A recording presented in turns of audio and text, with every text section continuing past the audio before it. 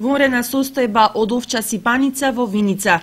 Поради заболените 55 лица, денеска е прогласена епидемија во оваа општина. Од Центарот за јавно здравје велат дека најголемиот број заболени се деца и лица од 35 до 40 годишна возраст. Иако болеста е ставена под контрола, бројката од 55 заболени пациенти не остава друг избор, освен прогласување епидемија. Во текот на месец јануари се пријавени 13 заболени од овчи сипаници, додека во текот на февруари месец заболуваат уште 24 нови случаи, значи вкупно 37.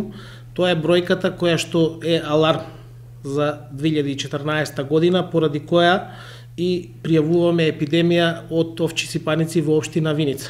Анализирајќи ги претходните години, 2013 и 2012, значи завршуваме со 7 до 8 случаи на варичела. Значи оваа бројка е доста поголема и затоа сметавме, значи во консултација со колегите од Институтот за јавно здравје од Скопје, дека вирусот на варичела кој има меѓу населението во општина Виница, најчеста популација која што заболува од варичелата е популацијата од 7 до 14 години, што не се исклучени и другите популациони групи.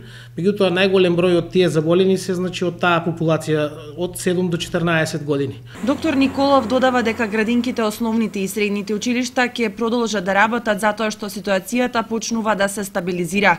Според него единствен начин за справување со епидемијата е изолација на децата и дезинфекција во градинките, со акцент на тоа дека децата кои имаат овчи сипаници треба прво да оздрават, а потоа да се вакцинираат со другите вакцини.